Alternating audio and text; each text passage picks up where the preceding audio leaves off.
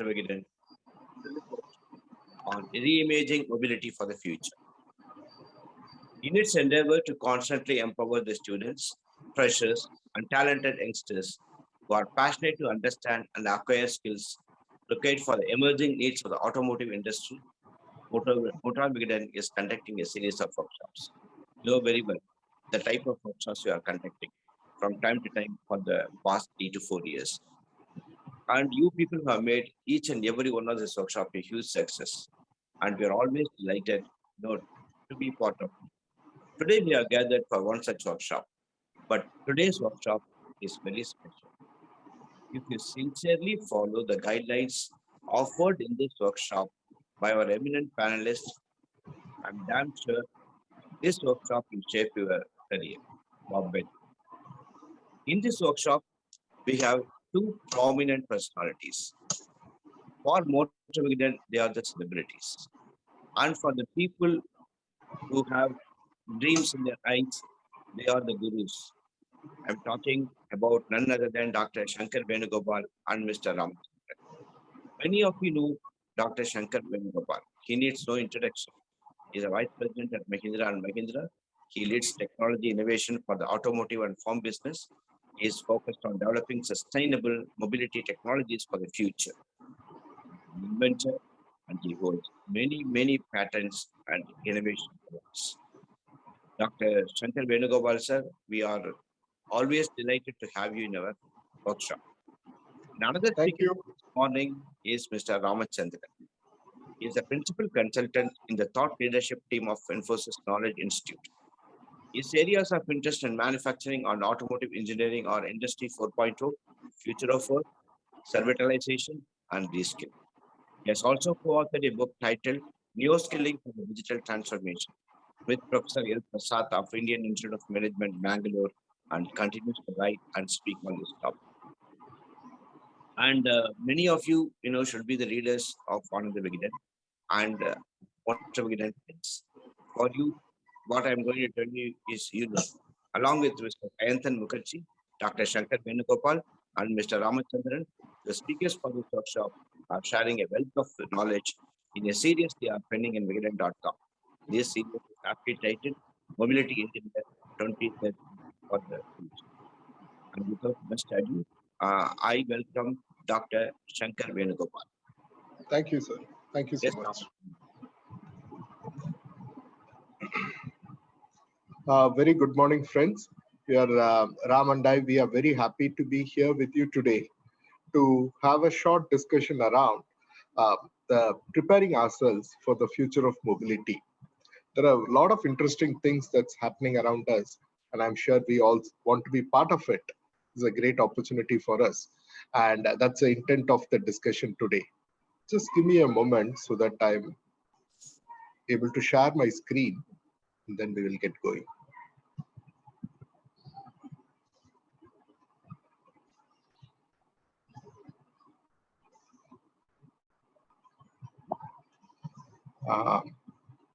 Okay, I assume you are able to see my screen. So we have titled the workshop today as Reimagining Mobility for the Future. So Ram and I will be alternately handling different subtopics for this particular workshop. And let me quickly lay out the context for this and also the outline for this workshop. Okay. This is the right time for us to come together, be it whether you are a student or a professional or even a retired professional, whether you are in the academia, industry, or startup, you're an entrepreneur, you're an inventor, you're an innovator, and be it whatever be the domain, whether you are in mechanical, electrical, electronic, computer science, whoever you are, your contribution is greatly needed for shaping the future of mobility. This is the moment where we all need to come together, pool our resources, and create a sustainable mobility option for the future. So each one of us have a big role to play. That is possible if you are able to challenge ourselves, challenge the assumptions that we have all been living with. It's very important for us as a group to rethink about transportation systems, reboot the entire automotive industry and the entire ecosystem around it. And most importantly, reinvent ourselves as future-ready mobility engineers.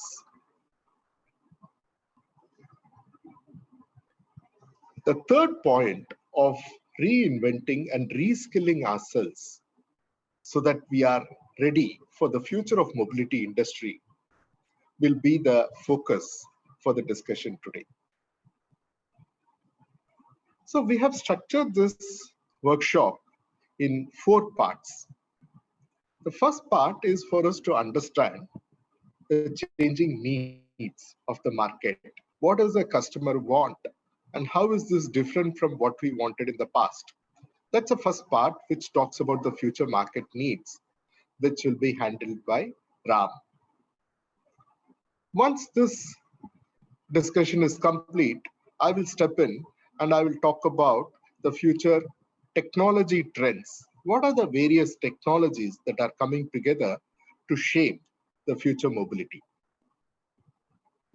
Once the market and the technology is understood, naturally we'll be curious to understand what this will lead to. What kind of new jobs will it create in the future? That's where Ram will come back again and describe to you the kind of future jobs in the automotive industry.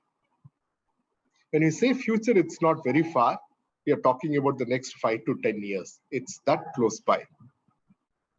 And when all these new jobs get created, I'm sure many of us would like to get those jobs for which we need to acquire certain skills. So that's the fourth and final part of the workshop today, where we'll talk about what are those future skills that we need to play a very, very active role in shaping the future of mobility. So this is the way we have structured the workshop. Understand the market needs, understand the technology trends, then understand the nature of the future jobs, and then finally the skills that we need to build to aspire for these future jobs. So the first session being understanding the future market needs, and I'm going to hand it over to my friend Ram at the stage so that over the next half an hour, he'll take you through, share his insights, and help you understand what is changing in the automotive market. So each of these 4 sessions will be roughly about half an hour. Okay. So at this stage, I will stop sharing and I'll give it to Ram. Thank you, Dr. Shankar. Ram, can you hear? Yes.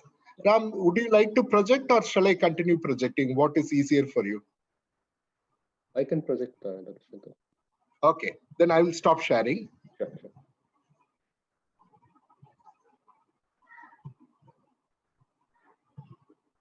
Go ahead, Ram.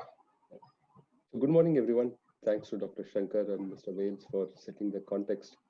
So as you can see, we are going to talk about future needs of the mobility industry. But when we were discussing about this workshop, what me and Dr. Shankar felt was, let's start with setting the context. Because auto industry, as you know, is more than a century old. Why is everybody talking about change in the auto industry? So we wanted to set the context on why there is so much change happening before we go into the details of it. So I'm sharing a screen. I hope all of you can see it.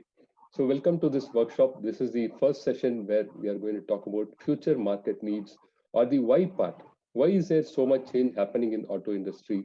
Why is everybody worried about job change and all that, right? So let's get into the details of it. So before you go into future market needs, you will appreciate all that if you understand why these changes are happening. So this is happening because of these 5 major forces, right? So let's look at each of these 5 forces in detail. The first one is customer preference. You and me are customers. What we expect. I don't see your slide, Ram. Oh, is it? One second, let me check. Yeah, just try the projecting. Yes, go ahead. Okay.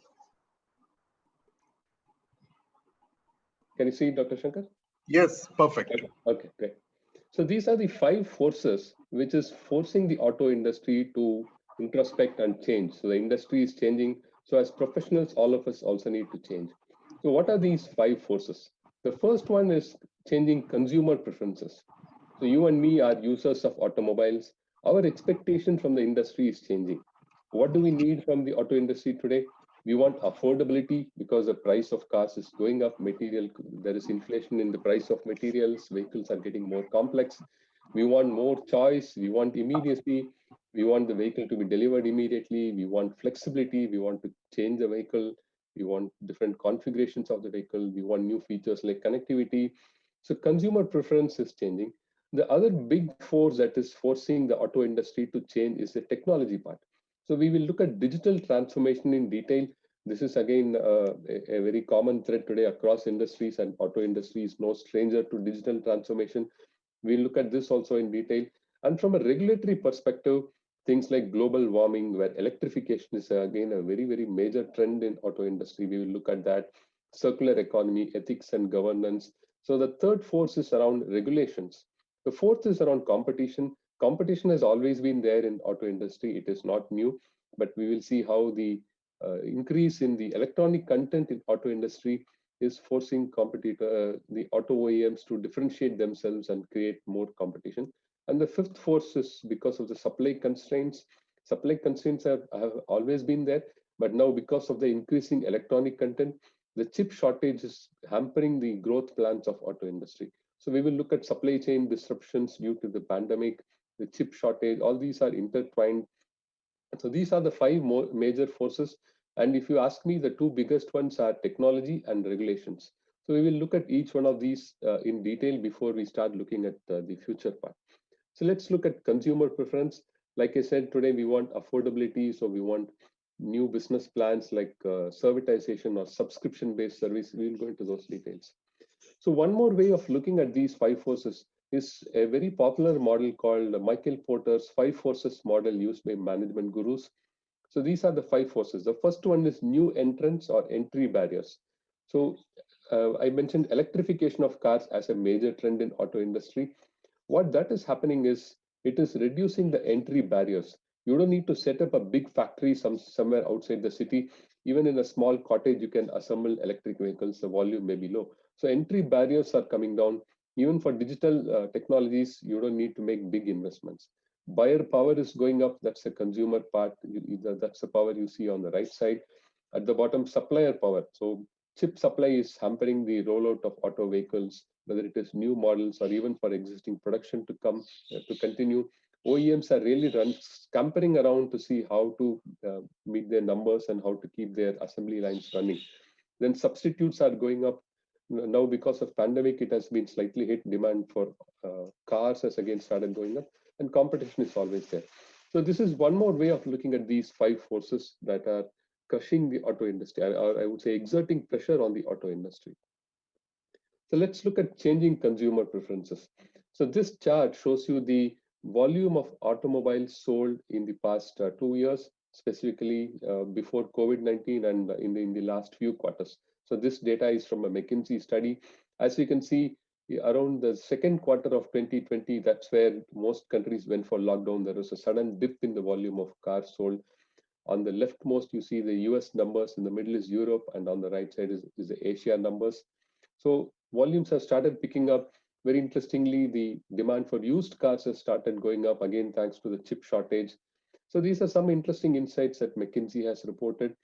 Across markets, McKinsey says at least a third of consumers prefer digital sales channels. Now, because of the need for social distancing, sales along digital channels has gone up a lot. So people prefer to evaluate vehicles online. Whatever activities can be done online is being done using digital channels. And on an average, 15% of consumers postpone their maintenance and repair activities. All this is affecting the auto industry. So keep this in mind. Consumer preferences are changing. How will auto OEMs know about it? How can they prepare for it? That itself is a big opportunity for employment, because eventually the aim of this workshop is to look at how to prepare yourself for future needs of auto industry. The changing consumer preferences is a big area. Now let's come to digital transformation. What exactly is digital transformation? Why is everybody talking about it? The digital transformation is basically the use of technology to radically improve performance or reach of enterprises. This is a very generic definition of digital transformation. It applies across industries and it's applicable for the auto industry also. So here we're talking about use of digital technologies. It could be big data, cloud. It's not about using of technology just for the sake of it, but appropriate use of technology. And here we are talking about radical improvement in performance. It is not about some incremental small improvements. Instead of a spreadsheet, can I use an ERP system? That's not what we're talking about. This is radically different performances. So digital transformation can be bucketized into these four broad categories: process, paisa or money-based transformation, product transformation, and people transformation. If you look at process, there are several business processes that happen in the auto industry. There is an opportunity to automate them using robotic process automation. So customer registration, for example, know your customer in case of banking, or a new customer who wants to buy a car, their profile can be very easily created without manual intervention. And automation is very popular in auto industry when we talk about manufacturing. When we talk about business models, I mentioned servitization or subscription-based models. I'll show you the Maruti example. So the younger generation today does not want to purchase a car and own it for a lifetime. Instead, they want to subscribe to a car so that they have the flexibility in changing the car. They pay only a monthly fee. It could be a flat monthly fee, or it could be based on usage. So those type of business model transformations are also happening, again, thanks to technologies like IoT, where you can remotely track the usage of the vehicle and the condition of the vehicle. And when we talk about domain connected cars, these are new products or new features that were not there before in auto industry that are getting enabled by technologies. And on the people side, we are talking about organizational structures becoming flat, incentives for salespeople is changing. It's not about a one-time sale of car, but you have to look at the lifetime value that you can get from customers and how do you engage with customers throughout their lifetime. So here are some examples. I spoke about servitization. Maruti Suzuki today has started offering car subscription services starting at 12,000 per month in 9 cities. So this amount may be slightly more than an EMI if you were to buy a car on a loan, but then there are so many additional benefits you get from it. The OEM will own maintenance, they'll own repair, insurance, all that is taken care. Sometimes you have the flexibility to swap the car. So this is a big happening area. And when we talk about the product side, so Volkswagen recently reported their numbers where they are focusing on software enabled revenues. And Volkswagen says that this business might be as big as the sale of electric vehicle itself by 2030. So there is so much potential in data from a vehicle. We look at that also in detail. So this gives you a snapshot of digital transformation. This is happening across all areas in automotive industry. How do you prepare yourself for it? So that's one area of focus. So again, if you take a step back, why is digital transformation itself so happening? Because you know about auto industry, right? We always like to introspect. Curiosity is very important. Ask yourself the 7 why questions. Why so much change happening in auto industry? Digital transformation is one reason. Why is digital transformation happening? Moore's law is one reason for it. Some of you may have heard this term before. Gordon Moore was a leader in Intel. In the 1960s, somewhere in the middle of 60s, he made this prediction. He said the number of transistors in an integrated circuit is going to double approximately every 2 years. Then he made it even more specific. He said computing power will double every 2 years. At the same time, the cost is going to keep coming down. So as a result of it, this he thought it will be around for a decade, but it has continued even now. So exponentially, the computing power of computers has been going up. At the same time, the cost has been coming down. So just to give you an example, the picture you see here is a US Census Bureau employees who are using a UNIVAC computer to do some processing around census of employees. So the computer is as big as a room. But today, if you see, the whole of this is packed into one smartphone, right? That's how much computing power has progressed. So think of the innovation behind it. So entry barriers have come down, cost has come down, but computing power has gone up exponentially. So business leaders obviously tap into it to improve their industry, in this case, automotive industry. So you see connected cars, there is a lot of onboard computing. So this is one more followed because of digital transformation. You would have heard this cliche term, it's called data, the new oil. There is so much power in data. So earlier, the price of crude oil used to determine global economies. Some governments have fallen because oil price went through the roof. Inflation was driven by crude oil price. But now with the focus on electric vehicles, the crude oil as an economic lever, its influence is coming down, but data is becoming the new oil. Just to give you some analogies between comparison of data and oil, because some experts don't agree to this point, the refining of data. So crude oil had to be refined to come out with different products like petrol and diesel. Similarly, data, when you refine it, you get valuable insights. That's where big data analytics will help you. We'll go into those details. Velocity of flow is very important. Today, especially during pandemic, when most of us are working from home, network bandwidth has become such a critical factor. So South Korea, I believe, has the highest network bandwidth. Market capitalization, market mood, all this is driven by data. Zomato IPO is a recent example. Many people question the fundamentals of this company, but it's completely data driven. Even political agendas, all of you know the Cambridge Analytica controversy, where social media was used to influence the mindset of voters in America. It's a controversy, nobody proved or disproved it. IRCTC data, for example, was sold that it has so much of value. So the way you and me click through and buy tickets on a train, do we order food, do we order a blanket, all the data is very, very valuable. So keep this also in mind, data becoming the new oil, how do you make value out of it? So this in a nutshell is what digital transformation is about. Now let's look at regulatory requirements. As I told you, this is another major force. Auto OEMs cannot wish away from it because governments are forcing it. It is also affecting the whole planet. So today there is something called a triple bottom line. Companies should not focus only on their profitability, but they should look at three P's. The three P's are people, profit, and the planet. So let's look at this in detail. So again, why is auto industry so much hit by regulations? One reason is global warming. So you would have seen the heavy floods that were caused in Germany and Belgium recently, even in China. At the same time, some states in US are facing extremely hot conditions. There was, wild swings in weather patterns because of global warming. So why is global warming happening? If you look at the greenhouse gas emissions in US in 2017, transportation overtook the power generation industry for greenhouse gas emission. Both contribute approximately 30% or 1/3 of the total greenhouse gas emission, which contributes to global warming. So auto OEMs need to take extreme care in looking at their tailpipe emissions. So electrification of vehicle is one way out of reducing the greenhouse gas emissions. So this chart shows you a comparison of emissions for an internal combustion engine driven vehicle versus an electric vehicle. A Nissan vehicle is taken as example here. And again, I said 30% of emissions is from transportation. If you split transportation, how does the footprint look like? Passenger cars contribute to around 40% of the greenhouse gas emissions in US. The numbers could be more in US and in other countries, but you get an idea of why there is so much focus on reducing greenhouse gas emissions, because we need to keep the long-term sustainability of our planet itself. The auto industry is questioning the very sustainability of the earth as a planet for livability. That's how serious it is. So US, for example, this is a very recent news.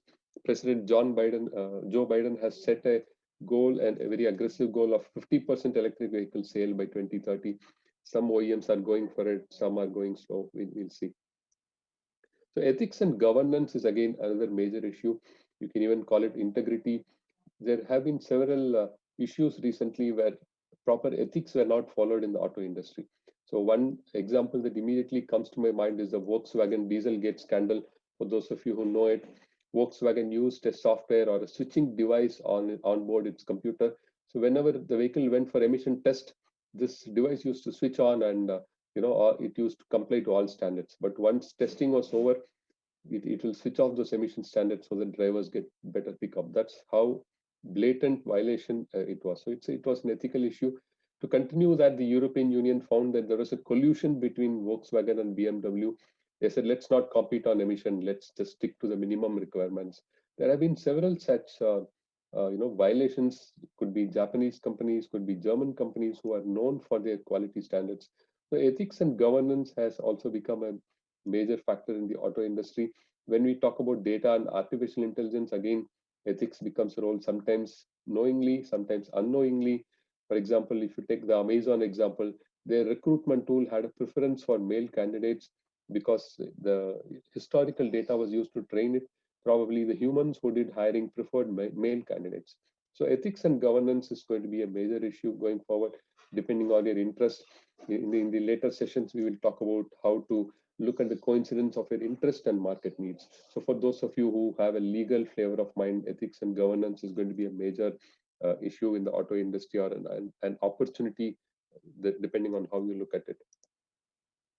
So now talking about the electronic content in the cars. We spoke about Moore's law, we talked about digital transformation. So all that is leading to a high amount of electronic content and competition. So auto OEMs are unable to catch up with this because traditionally they are large corporates. So some of them are collaborating with startups or acquiring startups. So here is an interesting fact for you. So according to many experts, by 2030, almost half the cost of an internal combustion engine will be for electronics, which includes the software.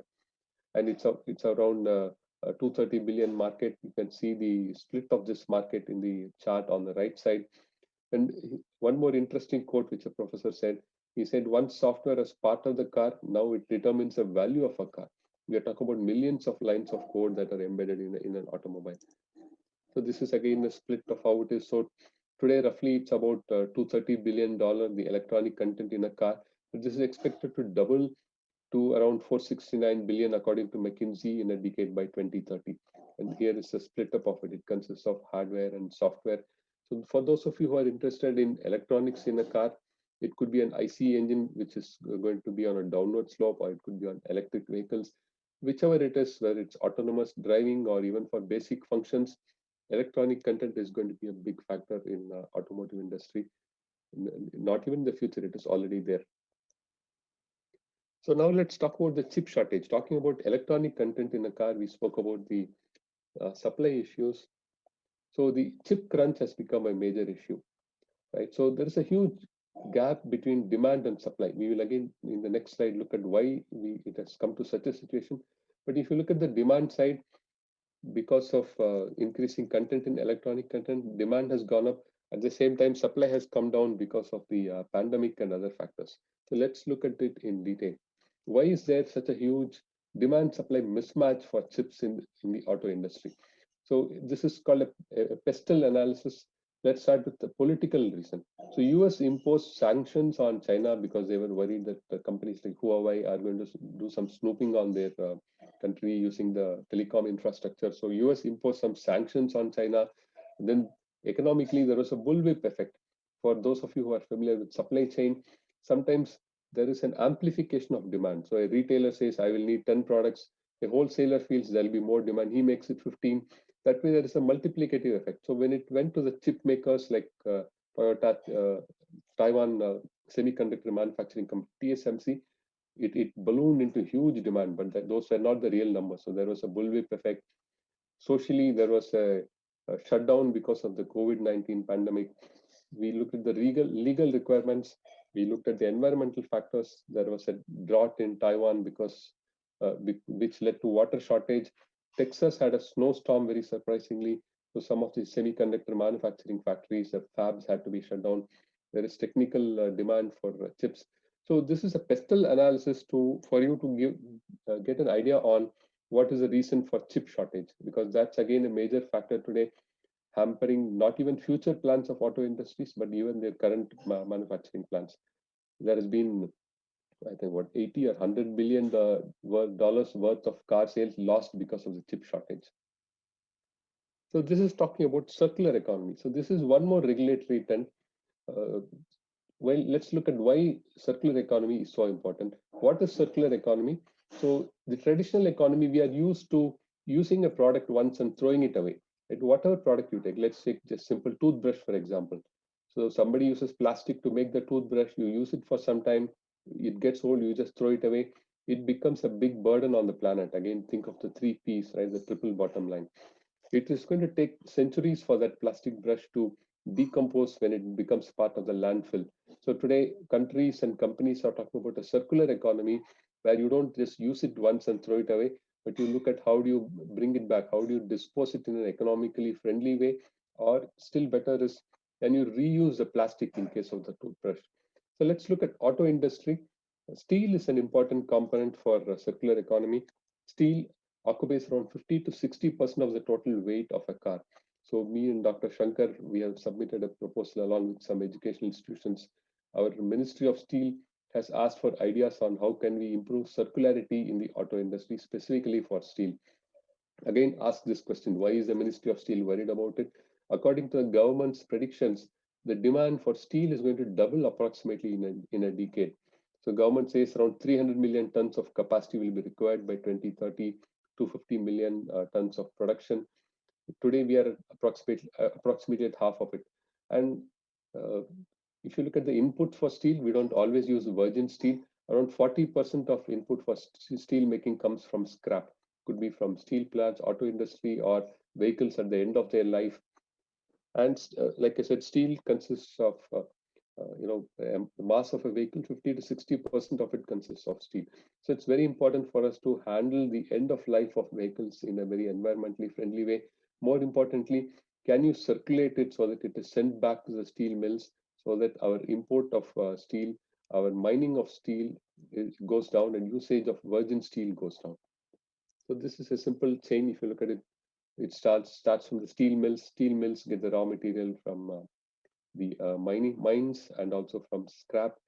That they make it into products and send it to auto OEMs. As customer, you use it. At the end of life, these dismantlers and shredders handle the end of life. This is a very fragmented and informal economy today in India. So we are seeing what are the ways in which we can make it formal, so that the amount of scrapped steel at the end of life of a vehicle can go back to the steel mill or to the auto industry, and it can be used. The impact on the planet is reduced. So circular economy is again a very important factor driving the future of auto industry. You cannot just use your vehicle once and throw it away. OEMs will be held accountable. Governments can start asking them, do you know if you made 100 vehicles this year, what is the condition of each of them? Or if 100 vehicles reach their end of life this year, how many were safely disposed, how many were reused? So circular economy is going to be a major force going forward. So to summarize it, the next two slides give you an idea of how much auto industry has changed. This is how the auto ecosystem used to look like maybe a decade back. You had the traditional auto suppliers on the left extreme. They used to supply to auto manufacturers. You had retailers, aftermarket. But today, if you look at it, this is how complex the auto ecosystem has changed into. You have even the Apples and Googles who are part of the auto ecosystem. Who would have imagined this? Because they want to get into the autonomous car industry. And when you talk about connectivity and media on the right side, you have players, telecom players like AT&T, and you have new entrants like Uber and Hertz who offer car as a service. They don't make cars, but they are key players in the auto industry. So we will look at each of these factors in detail. So to summarize, this session was to give you an idea of why so much change is happening in the auto industry. In the forthcoming three sessions, Dr. Shankar and me will go into more details of how do you prepare yourself for this, what are the skill sets required, what is the type of employment required. But again, this gives you a big picture of why so much change is happening. So I will stop here. I leave it to Dr. Shankar and Mr. Wales if we have time for any questions or if you want to go to the next session. Dr. Shankar, over to you.